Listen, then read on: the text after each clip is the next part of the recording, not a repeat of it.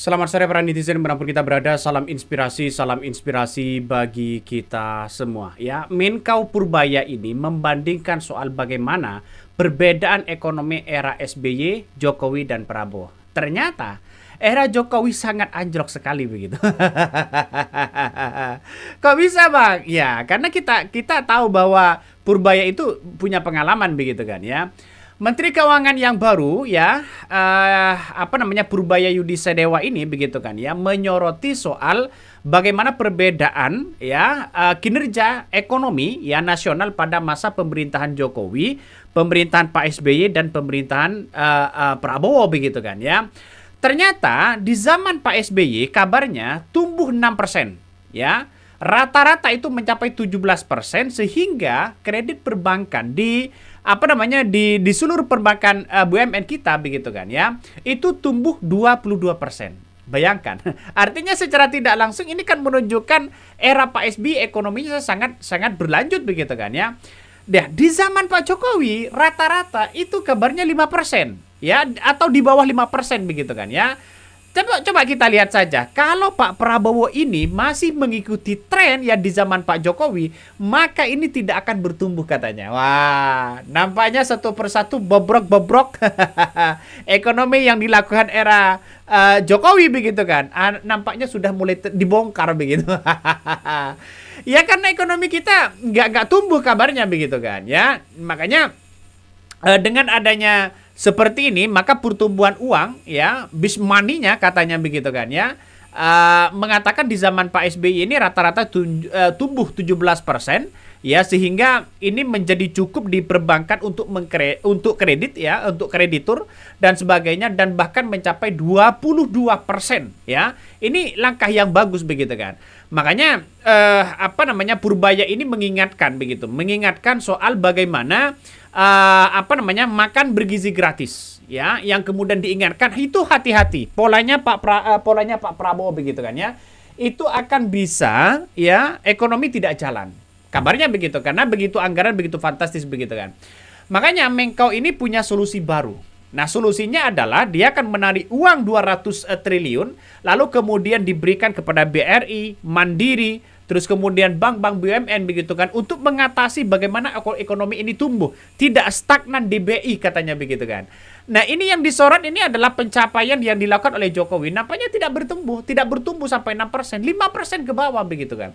Ini sudah mulai terbongkar, Bro. Ya, ini sudah mulai terbongkar satu persatu. Ya, kalau nggak percaya, mari kita lihat seperti ini videonya. Akibatnya, uang di sistem cukup, kredit tumbuh berapa? 22%. Jadi pada waktu zaman Pak SBY, walaupun dia nggak bangun infrastruktur habis-habisan, private sector yang hidup, yang menjalankan ekonomi, itu berhubungan juga dengan rasio tax. Ketika tax private sector yang jalan, dia akan lebih banyak bayar pajak dibanding pemerintah. Tax ratio kita tumbuh 0,5% lebih tinggi dibanding ketika zaman Pak Jokowi. Pada zaman Pak Jokowi, uang tumbuh hanya sekitar 7% M0-nya. Bahkan di titik-titik itu sepanjang tahun, 2 tahun terakhir sebelum krisis, itu tumbuhnya 0%. Memang ekonomi sedang dicekek. Cuman saya nggak tahu waktu itu karena saya di maritim. Jadi begitu 2020 saya diminta bantu, saya kaget. Pak, kenapa begini Pak? Bapak bangun apa-apa mati-mati pun nggak bisa. Karena mesin ekonomi kita pincang. Hanya pemerintah yang jalan, sedangkan yang tadi 90% berhenti atau diperlambat. Tapi uang, vitamin yang di sistem perekonomian itu negatif. Jadi ekonominya dicekek. Itu sebetulnya yang melandasi teori utama kebijakan moneter. Jadi kalau Anda mau lihat kebijakan moneter, ketat atau longgar, jangan hanya dilihat dari suku bunga. Dia bilang begitu. Lihat laju pertumbuhan uang primer, base money. Jadi dampak kebijakan moneter amat signifikan di perekonomian. Tahun 1997, 98, 97, kita melakukan kesalahan yang fatal. Pada waktu itu, BI menaikkan bunga sampai 60% lebih, karena untuk menjaga rupiah.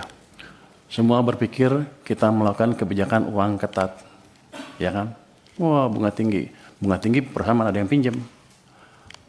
Tapi kalau kita lihat di belakangnya apa yang terjadi? Kita mencetak uang, base money itu tumbuhnya 100%. Jadi kebijakannya kacau balau. Mau apa? Mau ketat atau mau longgar?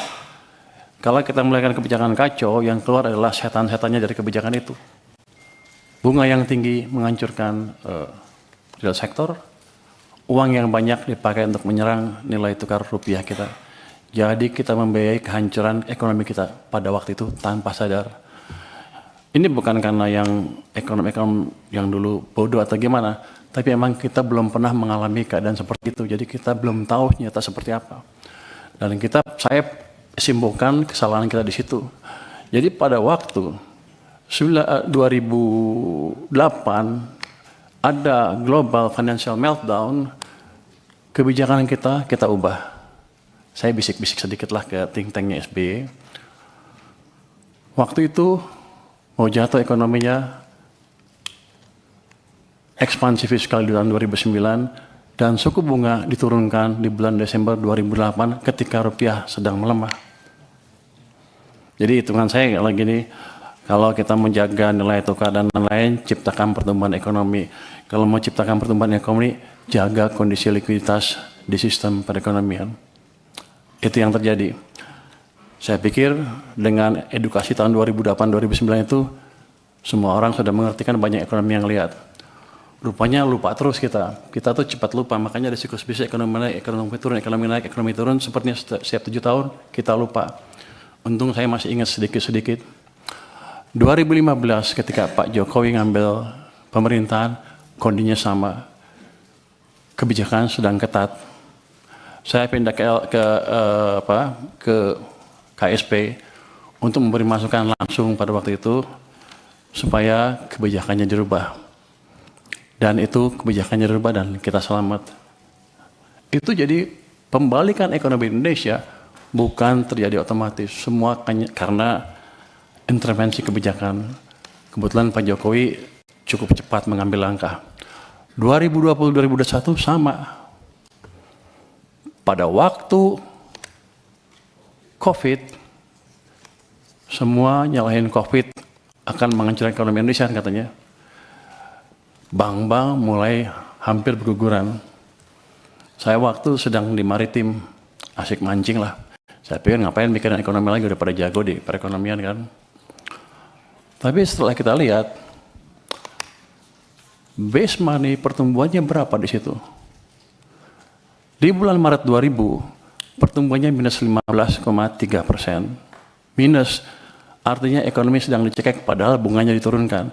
Ini salah kebijakan kita lagi. Jadi ekonominya turun, hampir hancur. Saya dipanggil ke istana, gimana? Ya udah Pak, dibalikin lagi aja. Gimana caranya? Ya udah, BI suruh kurangin penyerapannya ke sistem. Siapa lagi? Tambah uang sistem dari sisi fiskal juga Pak. Gimana caranya? Bapak punya uang kebanyakan di Bank Sentral. Waktu itu ada 500 triliun, 529 triliun. Balikin ke sistem. Di bulan Maret 2021, Mei 2021, dipindahkan uang sebesar 300 triliun dari BI ke sistem perbankan. Laju pertumbuhan uang naik lagi dari minus ke double digit 11, terus dijaga oleh Bank Sentral juga di atas 20%. Itu yang menyelamatkan ekonomi kita. Nah, saya pikir juga dengan pelajaran sepanjang itu kan, ya udah jago semua lah, ya udah kita santai aja. Gara-gara itu saya ngebantu sektor finansial pada waktu itu, saya dilempar ke LPS dengan tugas katanya jaga stabilitas di sana. Saya hanya bisa jaga stabilitas. Kita selalu pro pertumbuhannya. Jadi ketika even Bank Sentral naikin bunga, LPS naiknya lambat sekali untuk menjaga supaya ekonominya nggak tumbuh terlalu lambat. Tapi kan instrumennya saya bilang tadi, bunga hanya salah satu. Uangnya seperti apa? Nah, rupanya sejak bulan 2023 bulan pertengahan itu, uang diserap secara bertahap terus ke bawah sampai pertumbuhannya nol menjelang second half 2024. Jadi itu yang Anda rasakan di ekonomi, melambat dengan signifikan, real sector susah, semuanya susah. Makanya keluar tagline Indonesia apa? Gelap, Indonesia apa? Kita semua menunjuk ke ini gara-gara global. Padahal ada kebijakan dalam negeri yang salah juga, yang utamanya mengganggu kita karena 90% perekonomian kita didrive oleh domestic demand. Masuki 2025, Januari, Februari, Maret, April, membaik semuanya tiba-tiba, saya pikir udah insaf nih. Pertumbuhan uang sempat mencapai 7% di bulan April. Makanya ketika saya rasakan di bulan April, saya bilang, kita sudah keluar dari krisis, Indonesia akan cerah. Yang saya nggak tahu, Mei jatuh lagi, Juni jatuh, Juli jatuh, Agustus jatuh, ke 0%. Jadi periode perlambatan ekonomi yang 2024 gara-gara uang ketat tadi dipulihkan sedikit, belum pulih penuh, direm lagi ekonominya. Itu dari sisi fiskal dan moneter. BI kita nggak tahu nih pada marah sama saya nggak habis ini. Nanti tetap traktir ya. Pemerintah karena terlambat membelanjakan anggaran, membelanjakan APBN ya, uangnya kan dari bank sentral. Beliau rajin narik pajak, nggak apa-apa, masuk ke bank sentral. Kalau dibelanjain lagi nggak apa-apa, tapi ini kan nggak ditaruh sana santai-santai, kering sistemnya. Bank sentral kita juga sama, katanya saya nanti kan penguasa ya, katanya punya apa di KSSK boleh menggayat sedikit kan ya, jadi saya berani ngomong sedikit sekarang. Dulu saya nggak berani karena saya di LPS, wewenang saya nggak sampai sana. Jadi dua sisi mengetatkan kebijakan kita. Bank naruh uangnya di bank, padahal uang kita banyak. BI menyerah sampai 800 triliun, pemerintah pada satu titik sampai 500 triliun sampai lebih di bank sentral, sistem kekeringan. Yang Bapak-Bapak rasakan adalah yang kemarin demo itu karena tekanan berkepanjangan di ekonomi karena kesalahan kebijakan fiskal dan moneter sendiri yang sebetulnya kita kuasain. Yang jadi pertanyaan saya kan, di sini Komisi 11 rapatnya dengan Menteri Keuangan berapa ratus hari dalam setahun. Kenapa tidak pernah mempertanyakan itu? Dan saya datang ke sini tiba-tiba, wow, semuanya pertanyaan banyak sekali yang harusnya sudah putus pada waktu itu. Tapi nggak apa-apa. Jadi ke depan yang saya lakukan adalah memperbaiki itu sebelum merubah yang lain-lain. Struktural lain kita bisa rubah, tapi quick win-nya di situ. Saya akan balik kondisi yang memburuk karena langkah kita sendiri. Oh gimana? Ya paling bagus kan percepat belanja anggaran. Oke, belanjanya cepat-cepat. Tapi yang kita tahu, itu nggak semudah membalik tangan. Saya pernah tanya Pak Jokowi dulu waktu saya di istana, Pak balikin uangnya ke sistem. Loh apa bedanya? Kan nggak bisa belanja juga. Pak, kalau uang Bapak ditaruh di BI, dosa Bapak dua. Satu, Bapak nggak bangun ekonominya. Yang kedua, sistem kering, nggak bisa bangun juga. Jadi kalau balikin ke sistem perekonomian, ke bank, himbara misalnya, dosa Bapak tinggal satu, yaitu satu yang nggak bangun aja, tapi ekonominya bisa jalan. Kalau itu yang dimanfaatkan adalah real sector. Saya ingin tunjukkan lagi ya, kenapa zaman tadi udah cerita belum ya, zaman Pak SBY tumbuh 6%. Zaman Jokowi rata-rata 5% di bawah Pak SBY yang Pak Jokowi ya. Kalau Anda lihat di pertumbuhan uang MNO-nya, base money, teori dasar moneter itu, di zaman Pak SBY rata-rata tumbuh 17% lebih. Akibatnya uang di sistem cukup, kredit tumbuh berapa? 22%. Jadi pada waktu zaman Pak SBY, walaupun dia nggak bangun infrastruktur habis-habisan, private sector yang hidup, yang menjalankan ekonomi. Itu berhubungan juga dengan rasio tax. Ketika tax private sector yang jalan, dia akan lebih banyak bayar pajak dibanding pemerintah. Tax ratio kita tumbuh 0,5% lebih tinggi dibanding ketika zaman Pak Jokowi. Pada zaman Pak Jokowi, uang tumbuh hanya sekitar 7% M0-nya. Bahkan di titik-titik itu sepanjang tahun, 2 tahun terakhir sebelum krisis, itu tumbuhnya 0%. Memang ekonomi sedang dicekek. Cuman saya nggak tahu waktu itu karena saya di maritim. Jadi begitu 2020 saya diminta bantu, saya kaget. Pak, kenapa begini Pak? Bapak bangun apa-apa mati-mati pun nggak bisa. Karena mesin ekonomi kita pincang. Hanya pemerintah yang jalan, sedangkan yang tadi 90% berhenti atau diperlambat.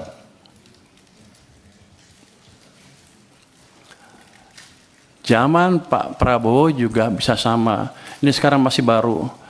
Kalau pemerintahnya masih lambat belanjanya dan mencekik perekonomian juga dari sisi lain, dan moneternya juga sama, maka akan lebih buruk dibanding yang 2 zaman sebelumnya.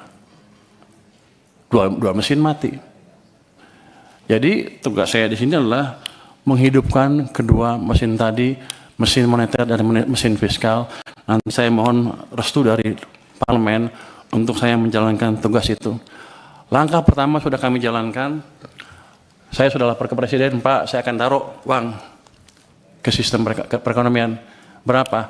Saya sekarang punya 425 triliun di BI cash, besok saya taruh 200 triliun. Sudah jalan belum? Sudah jalan belum? Sudah jalan? Lagi dijalankan. Kalau itu masuk ke sistem, dan saya nanti sudah minta ke Bank Sentral, jangan diserap uangnya. Biar aja kalau Anda menjalankan kebijakan moneter, kami dari sisi fiskal yang menjalankan sedikit. Tapi nanti mereka juga mendukung. Artinya, ekonomi akan bisa hidup lagi. Nanti, itu sisi private side dari kebijakan moneter, dari kebijakan fiskal. Di government side-nya sendiri, saya akan pastikan lagi tadi belanja-belanja yang lambat berjalan dengan lebih baik lagi. Ada yang dikomplain katanya apa? MBG tadi ya. Penyerapan pajaknya rendah. Saya tanya sama teman-teman keuangan, gimana monitornya? Ya dia bilang bagus-bagus saja, tapi ternyata enggak, jelek. Loh, terus kita apain? Ya nggak tahu. Saya bilang begini, ya udah, nanti sebulan sekali kita akan jumpa pers dengan kepala MBG. Nanti kalau penyerapannya jelek, dia suruh jelasin ke publik, saya di sebelahnya. Dan program-program yang lain yang lambat tuh akan saya sisir. Saya kan baru hari ketiga dan rapat. Udah keburu rapat di sini, jadi belum lihat detail seperti apa. Tapi kami akan sisir. Bagian-bagian lambat kami percepat. Caranya gimana? Ya, kalau mereka nggak bisa nyusun anggaran atau nyusun program kerjanya atau pengajuan anggarannya, kami akan kirim orang ke sana supaya jalannya cepat dan kita akan monitor on regular basis supaya anggaran yang banyak tadi, yang kalau lihat anggaran kan sama aja kan dari tahun ke tahun, gitu-gitu aja tuh nggak ada dampaknya, 5-5 aja, karena penyerapannya nggak dimonitor. Dulu pernah ada UKP 4 memonitor itu pun nggak jalan sempurna karena UKP 4 terlalu jauh. Saya nggak tahu, harusnya tugas Pak Mana sekali, tapi saya nggak tahu. Kalau saya boleh kerjakan, saya akan kerjakan itu supaya memastikan betul-betul penyerapan anggaran bisa jalan. Dan tadi uang yang udah utang kita yang sudah kita keluarkan itu betul-betul bermanfaat buat ekonomi. Dari situ kenapa saya tadi bisa 6%? Si Purbaya sok tahu katanya bisa 6%. Orang-orang bilang sok tahu lu katanya. Di luar bilang gitu, sok pinter. Saya bilang kamu sombong katanya. Tapi ini udah berdasarkan pengalaman selama ini. Kalau saya balikkan, saya lihat aja zamannya Pak SBY 6% private. Zaman Jokowi pemerintah 5%. Kalau kita gabungkan gimana? Pasti di atas itu. Itu adalah langkah simpel saja yang jangka mungkin nggak terlalu panjang untuk bisa kita lihat dampaknya. Mungkin nggak secepat 6,5, 6,7 saya bilang.